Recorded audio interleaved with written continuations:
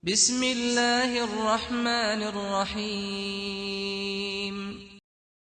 إن الحمد لله نحمده ونستعينه ونستغفره ونعوذ بالله من شرور أنفسنا ومن سيئات أعمالنا. من يهده الله فلا مضل له ومن يضلل فلا هادي له. أشهد أن لا إله إلا الله وحده لا شريك له وأشهد أن محمدا عبده ورسوله صلوات الله وسلامه عليه. أما بعد، يا أيها الذين آمنوا اتقوا الله حق تقاته ولا تموتن إلا وأنتم مسلمون. يا أيها الناس اتقوا ربكم الذي خلقكم من نفس واحدة وخلق منها زوجها وبث منهما رجالا كثيرا ونساء واتقوا الله الذي تساءلون به والأرحام إن الله كان عليكم رقيبا. يا أيها الذين آمنوا اتقوا الله وقولوا قولا سديدا يصلح لكم أعمالكم ويغفر لكم ذنوبكم ومن يطع الله ورسوله فقد فاز فوزا عظيما. أما بعد، فإن أصدق الحديث كتاب الله وأحسن الهدي هدي محمد صلى الله عليه وسلم وشر الأمور محدثاتها وكل محدثة بدعة وكل بدعة ضلالة وكل ضلالة في النار. ثم أما بعد. Ya ibadallah, we continue going over these four very important matters, of which each and every one of us has to know, has to have knowledge about, has to implement. As the Imam Muhammad bin Abdul Wahhab, he said, اعلم رحمك الله أنه يجب علينا تعلم أربع مسائل. Have knowledge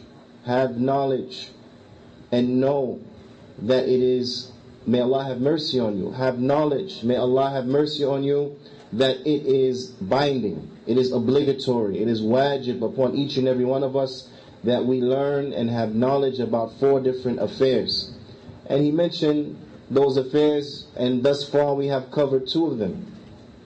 Al-ula al-ilm, the first of which is knowledge. We have to have knowledge, meaning ilmu shar'i. And then he explains what he intends by knowledge. Al-ilm, وهو معرفة الله ومعرفة نبيه ومعرفة دين الإسلام بالأدلة. And it is to have knowledge about Allah, knowledge about His Prophet sallallahu alaihi wasallam, and knowledge about the deen of Al-Islam with His proofs and evidences. Al-thaniya, secondly, al-amalu bih, that we have to act in accordance to it. We have to act in accordance to that which we have known, that which we have learned, that haqq, that truth, that guidance that Allah subhanahu wa ta'ala has blessed us to know. Thirdly, ya ibadallah, وثالثا الدعوة إليه. We have to call to it. We have to call to that which we know is correct. We have to invite mankind to that which we know will benefit them. The Fadilatul Shaykh Al-Allama Shaykh Salih Al-Fawzan Hafidhahullah Ta'ala, and on this point he mentions أي لا يكفي أن يتعلم الإنسان ويعمل في نفسه ولا يدعو إلى الله عز وجل بل لابد أن يدعو غيره فيكون نافعا لنفسه ونافعا لغيره. He said it is not sufficient that an individual, that a human being, he just learns and then he acts upon that knowledge for himself. That he learns what is correct, he learns, and then he acts upon that. And he keeps it to himself. This is not sufficient. But rather he has to invite others to Allah. He has to call others to Allah. Rather, it is a must, it is necessary, it is most necessary that he calls other than himself to that which he knows is correct, so that he will thus be one who is beneficial, one who is benefiting himself, and one who is beneficial, benefiting others. And you will find this is from the nature of the deen of Al-Islam, is that it is a deen that promotes giving. It is a deen that sheds a bad light upon stinginess. It is a deen that looks down upon stinginess. It is a deen that dispraises stinginess. Stinginess is something that is dispraised in the deen of Al-Islam. It is something that is not encouraged, but rather it is something that is prohibited in the deen of Al-Islam. But rather in Al-Islam we have to be of those who are giving. We have to be of those who are inviting. We have to be of those who are sharing with others the khair, sharing with others the good, sharing with others the guidance in which Allah subhanahu wa ta'ala has blessed us to know. So it is not sufficient that an individual, he will know what is right and then act upon what is right and then his job is done. No, rather he must call others to that which is correct. He must call others to that which he knows is right. He must invite others to the truth. This is the nature of the deen of Al-Islam, to be one that is giving, one that is beneficial. So Islam is the deen that when it enters into a locality, it makes it better. Islam is the deen that when it enters into a province, when it enters into a country, when it enters into a land, it makes that land better. It should enrich that land. But unfortunately, you will find that many of the Muslims are not carrying this call. They are not carrying and sharing with others the true spirit of Al-Islam. And this is why you don't see the results like we saw in times of past. This is why you're not seeing people enter into Islam in groves, enter into Islam in groups and parties, because we are not putting forth the effort like those who came before us put forward. And I don't mean just an effort that is one that is verbal, that you invite others just verbally. Nor do I mean an effort that is restricted to writings. But I mean an effort that encompasses verbal invitations, it encompasses written invitations, and it encompasses examples. Invitations by way of example. That they will look at an individual and they will see the teachings of Islam coming out upon his limbs. So they will find from him honesty. They will find from him integrity. They will find from him trustworthiness. They will find that he keeps his oaths. He honors his agreements. He keeps his promises and fulfills his trust. They will find from the individual all of the wonderful characteristics that Islam mandates upon his followers. And then when they inquire and when they ask, why is this individual like this? When the woman comes by, he lowers his gaze. When the people are listening to the music, he put his fingers inside of his ears. When we find the people cheating in the marketplace, he's the only one who is honest. Why is he different? Why is he like this? And when they come to know, it is because of the Al-Islam, the teachings of Al-Islam. This is how the Muslims are called to be. This by itself will be enough in most instances, in most cases, to have those kuffar who are looking on want to enter into the deen of Al-Islam, want to they themselves become Muslims because of the manifest change in the character of those practitioners of Al-Islam, because of the beauty of the character of those who are living by the Al-Islam. So it is a must that we call the individuals with every means. We call them verbally, we call them with writings, and we call them with our actions. We call them with our actions. And you will find that in many cases, ya ibad, people are more concerned with what you do, not with what you say. They're going to be looking, analyzing what you do, and comparing it to that which you say. So it has to be a total merger and marriage of all of these aspects. This is a must. The Shaykh, he says, وَلِأَنَّ هَذَا الْعِلْمِ أَمَانَةٌ, because this knowledge is a trust that has to be fulfilled. لَيْسَ بِمُلْكِ لَكَ, this is not something that is your property. It is not your property. تَخْتَزِنَ, that of which you can hoard, that of which you can save away as a treasure. It is not yours to hoard. It is not yours to withhold from the people. The Shaykh, he says, it is not yours. وَتَحْرُمُ النَّاسِ مِنْهُ, it is not yours that you deny the people from it. النَّاسِ بِحَاجَةٍ إِلَيْهِ, the people, they are in need of it. The people are in need of Al-Islam. So you have to invite them. The Shaykh, he says, فَالْوَاجِبُ عَلَيْكَ التَّبْلِيغ وَالْبَيَانِ وَالدَّعْوَةِ وَالدَّعْوَةُ النَّاسِ إِلَى الْخَيْرِ. You have to call the people. You have to make it clear to them what is the truth and that which will benefit them. You have to invite them to the good. And this is why you find the Prophet ﷺ, he said in that famous hadith of which we all may have even memorized. If not, then we have heard about it most definitely. Wallahu a'lam. بلغوا عني ولو آية.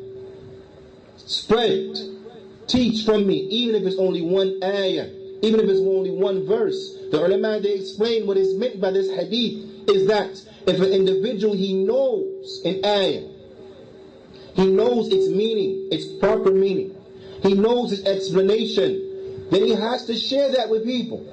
He has to invite others to that. He has to teach others that which he knows.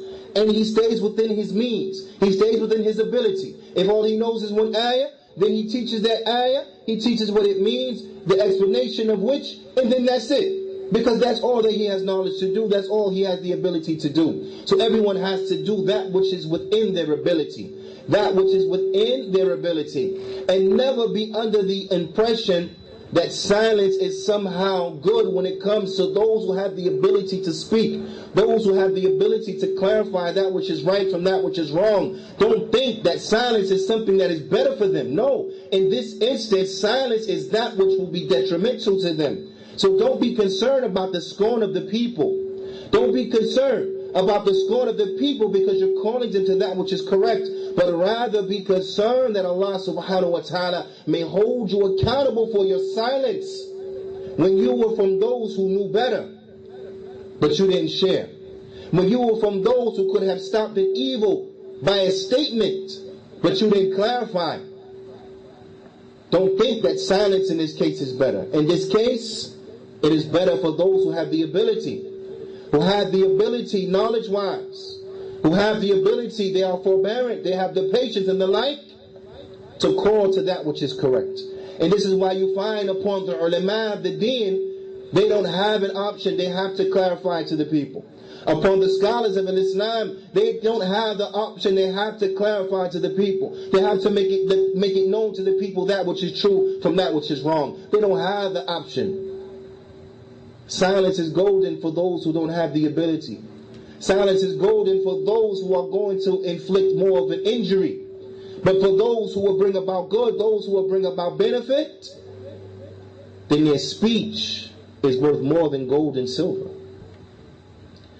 The Shaykh, he goes on and he says, وَهَذَا الْعِلْمِ الَّذِي حَلَّمَكَ اللَّهُ إِيَّاهُ لَيْسَ وَقْفًا عَلَيْكَ. This knowledge in which Allah subhanahu wa ta'ala, He has placed it upon you. He has placed His ilm upon you, this trust upon you and the like. It is not that which will rest and stop with you. It doesn't cease with you, but rather you have to call the people to that which is correct. The Shaykh, he goes on, he says, وَقَالَ اللَّهُ تَعَالَى, Allah Ta'ala, He says, وَإِذْ أَخَذَ اللَّهُ مِثَاقَ الَّذِينَ أُوتُوا الْكِتَابَ لَتُبَيِّنُنَّهُ لِلنَّاسِ وَلَا تَكْتُمُونَهُ. And when Allah took the covenant for those who were given the book, to those who were given the book, that it is upon them to clarify it, to make it known, to share it with the people, and that it is not for them. It was prohibited upon them. It was forbidden upon them to hide it. They had to share it with the people. They had to share it with the people and call the people to it. The Shaykh, he says, هذا ميثاق أخذه الله على العلماء أن يبينوا للناس ما علمهم الله من أجل أن ينشروا الخير. He says, and this is the covenant in which Allah subhanahu wa ta'ala has taken from the ulama, those scholars, that they have to clarify, make it known, and teach the people that which Allah ta'ala has taught them, so that the good can spread. So that the good can spread. If those who know the good don't call to it, how will it spread? Good is not spread on the backs of evil ones. Evil ones don't bring good, evil ones bring evil. Those who are mischievous, they bring with them and carry with them mischief. It is the good who will convey the good who will bring the good, they are the carriers of the good. So how then therefore can it be a situation that is acceptable for the good to be quiet, for the good to be silent? If the good don't speak and call to what is good, then who is going to? The evil ones? The bad ones? Those who are mischievous? No. It is a must, ya ibad. And this is the way that we have to call to that which is good. وَيُخْرِجُ النَّاسَ مِنَ الظُّلُمَاتِ إِلَى النُّورِ, so that the people can be brought out of darknesses and entered into the light, the one light. because the truth is one.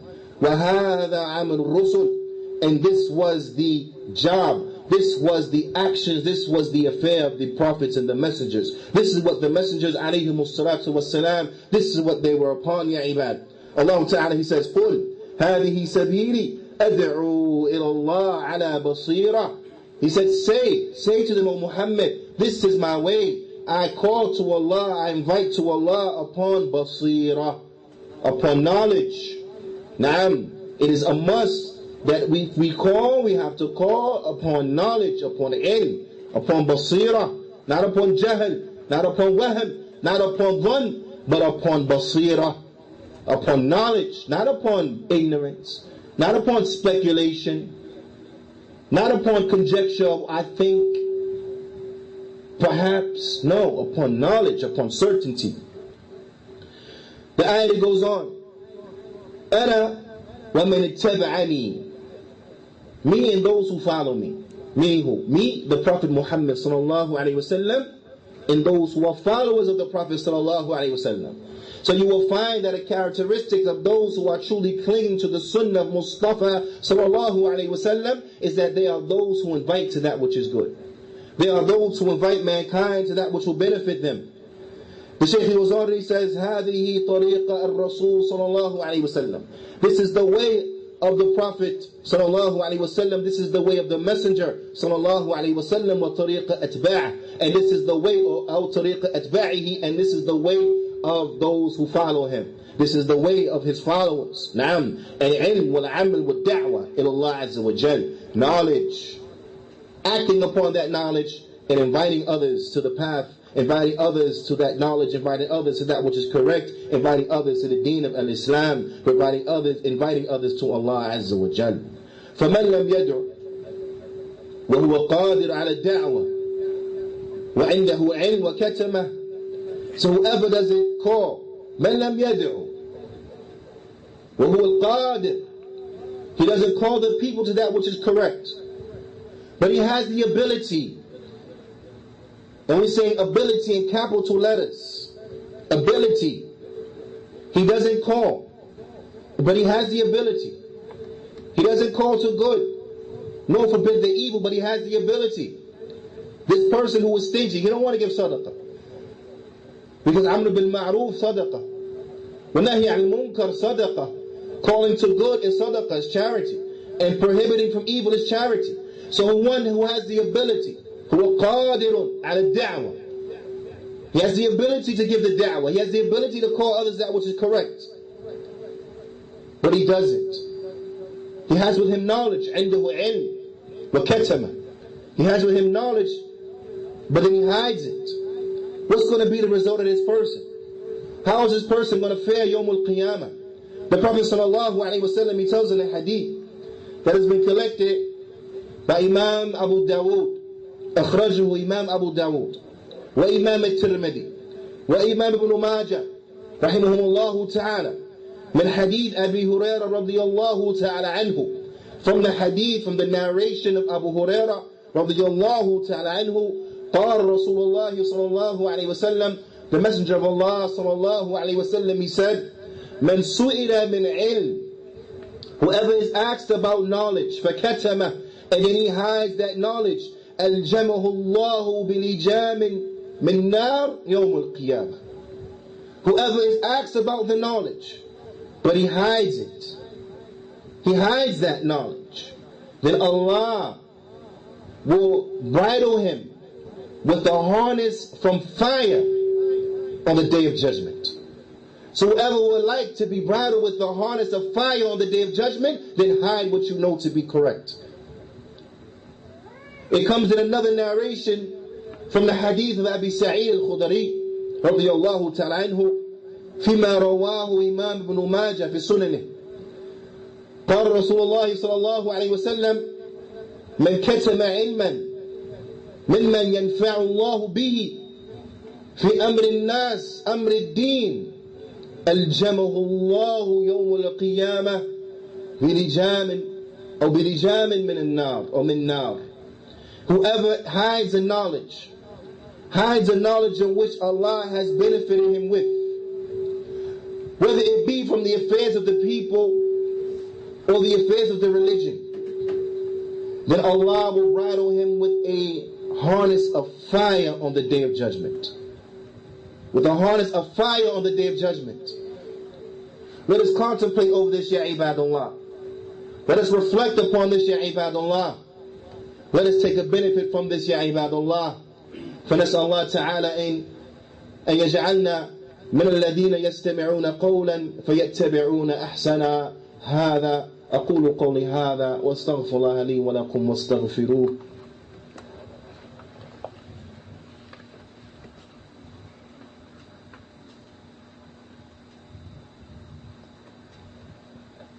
بسم الله والحمد لله والصلاة والسلام على رسول الله وبعد. الحمد لله على نعمة الإسلام والسنة. All praise and thanks belong to Allah for the blessing of Islam and the blessing of the Sunnah. You will see that the deen of al-Islam is a deen that is a deen. This is not a religion as understood by those in the Western world. It is not that is just restricted to a person's personal relationship with his Creator, that which is restricted to the Masjid only. It is a deen that enters into every aspect of our lives. If one were to reflect upon this equation of success of these four, that have these four aspects to it, the last of which we will mention in brief, bi'ithnillahi ta'ala. The first of it being knowledge, acting upon that knowledge, calling to that knowledge, and fourthly, having patience.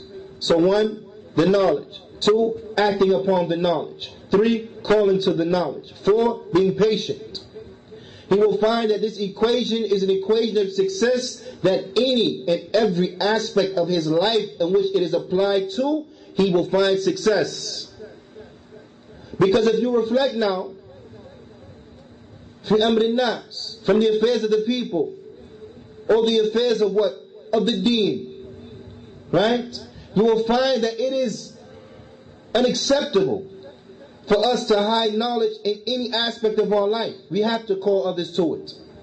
If there was an individual who was brilliant, a researcher who was brilliant, and by the tawfiq from Allah subhanahu wa ta'ala, from the success that Allah ta'ala had placed upon that individual in his work, in his research, he found a cure to a deadly disease. He found a cure to cancer, right? Would it be acceptable for that individual to hide that cure? Maybe he was one who had cancer himself. So he discovers the cure. He takes the cure. Is he done now? Everybody will say no. But he has to now share that with others so that they too can reap the benefits of this cure. It is not acceptable that he will hide it. Why? Why is it not acceptable? You will say because cancer leads to death. It is deadly. It is terminal. A person, he will die. So we say to you, if it's unacceptable to share with a person that which its greatest consequence is death, then what about forbidding a person from that which its greatest consequence is the fire forever? Which is greater, death or the fire? Of course, the fire. We're all going to die. The righteous, the unrighteous, they're all going to die. This is a part of life.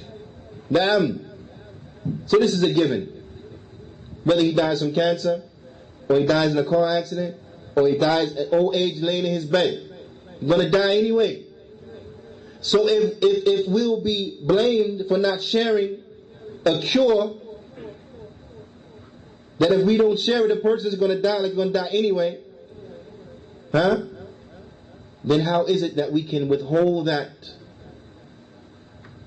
which will save a person from the eternal fire, which will save a person from going to the fire forever. How can we withhold such a thing? You will find, no, we cannot withhold such a thing. And no doubt, we have to be patient. When we call mankind to that which is correct, you have to be patient. You have to be patient for the fact that, as the ulama they explain, you have large percentages of mankind who they don't want good. They don't intend good. Good is not in what they think is their best interest. They like evil. They are given to evil. So if you are calling those to that which is good and bring them away from the evil ones, you think that there are going to be individuals who are not going to like you? Of course, there are going to be those who are not going to like you, those who are not going to like your call, those who are not going to like what you stand for, those who are going to want to fight against you. If you call people to morality, for an example, if you call those to morality, you call people to wholesomeness, you call people to have integrity from the way they dress to the way they walk, to the way they act, to the way they talk, don't you think that there are going to be individuals who are going to fight you? Individuals who are going to label you with labels, saying that you are approved, you are one who was stuck up, you are one who was like this, you are one who was like that, you are one who was backwards, you are one who is not with the times, you are unhip, you are uncool, you are this, you are that. Why? Because they want to be lewd. When you tell to that individual, don't dress in this dress, rather you should dress in a dress that is one of respect. One that doesn't expose the whole of your body, but one that covers the whole of your body. They're going to say, oh, you are approved, you are square, you don't get it, we don't want to hear that. Don't say that to our women, don't say that to our men. We don't want to hear that kalam from you. That is archaic. A'udhu billah, this is not archaic, this is what is real, this is wholesome, this is how human beings are supposed to act. Running around naked, that is archaic, rather that is animalistic. This is but an example, ya ibad. You know how many people will come against you if you call to such a thing. And we know that that's good. The hijab is from the deen, it's good for the men and for the women. It is not for the man to also run around with Speedos on and no shirt and think that is acceptable. No. He has to be covered as well. This is for the man and for the woman. We know this is good, because this is from the deen. But we know, just taking this as an example, how much opposition we will face from this modern society, quote-unquote, modern, quote-unquote, society, quote-unquote progressive, when they're not. We understand the reality. Ala kullin, you're going to meet opposition because there are going to be individuals who don't like what you call to. The prophets and the messengers, they met opposition. They were harmed physically, some of which were killed. Their characters were attacked. They invented lies against them, so on and so forth. Why? So as to destroy the message. So as to destroy the message. And this is why you find in their literature, you find in their writings statements like, the best way to kill a message is by killing the messenger. You see? Because this is the mentality. So you had prophets and messengers who were killed. They were fought against. They were harmed. They were spoken bad about, and so on and so forth. And they are the best of mankind. So if this happened to them while they were calling to Allah, then no doubt it will happen to us. So no matter what can be said, no matter what can be done, then we understand that what worse was said and done to better. They said worse about the prophets and the messengers. They have done worse to the prophets and the messengers. So anyone who undertakes that same task, you're going to meet similar opposition. Not the same, because everyone is tested according to his religion. Everyone is tested according to the level of his iman. Allah Ta'ala has not put a burden upon the soul that which it can't bear. And we know that which the prophets and the messengers went through, we are not built to bear that. We can't handle that. So it won't be the same. It won't be the same, but it will be similar. As they were harmed, you will be harmed. As they were spoken against, you will be spoken against. As lies were invented about them, People will invent lies about you. So you have to have patience. Sabr. As-sabr ala dhafi. Patience upon the harms that will come to you while calling to the da'wah. Patience in general in seeking the knowledge. Patience when applying the knowledge. Patience when calling to the knowledge. Patience in every aspect. So when one reflects now at this equation from its beginning to its end, he will find that no matter where you put this in your life, you're going to find benefit. You're going to find success. And this is why, as the Imam goes on, he says, what dalil, and the proof to this equation, قوله تعالى, Allah Ta'ala's statement, بعد بسم الله الرحمن الرحيم والعصر إن الإنسان لفي خسر إلا الذين آمنوا وعملوا الصالحات وتواصوا بالحق وتواصوا بالصبر. And the proof of this is Allah Ta'ala's statement, and by the token of time, والعصر, by the time, verily, most definitely, undoubtedly, mankind is in a state of loss. Khusr, loss. Illa, except. You want success in every aspect of your life, you have to make sure you adorn yourselves with the characteristics of the exception, because they're the only ones who are going to be successful. Illa alladhina amanu, except for those who believe. Wal iman mabni ala al-ilm, and belief is built upon knowledge. Kayfa tu'minu bi shay'in tajhalu? How do you believe in something but you're ignorant about it? You can't. Naam. So iman is built upon knowledge. Al-ula, al-ilm. Naam, knowledge. Illa alladhina amanu wa amilu salihat, and they work righteous good deeds. Athaniya, amilu bih. Wa tawasaw bil haqq. Athalitha, da'watu ilayh. وتواصل بالصبر. رابعة الصبر على ذا فيه. 1, 2, 3, 4, all mentioned right here. One ayah from one of the smallest chapters in the Qur'an gives you the equation of success, that if you put it anywhere in your life, you'll find success. This, ya ibadallah, strengthens the iman of the believer.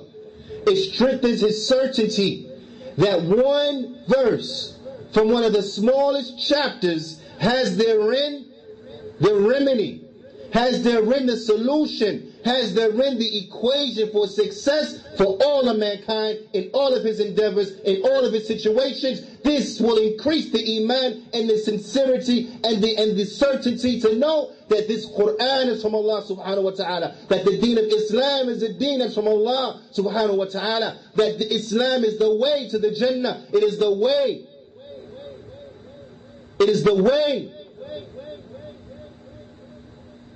to Allah's pleasure.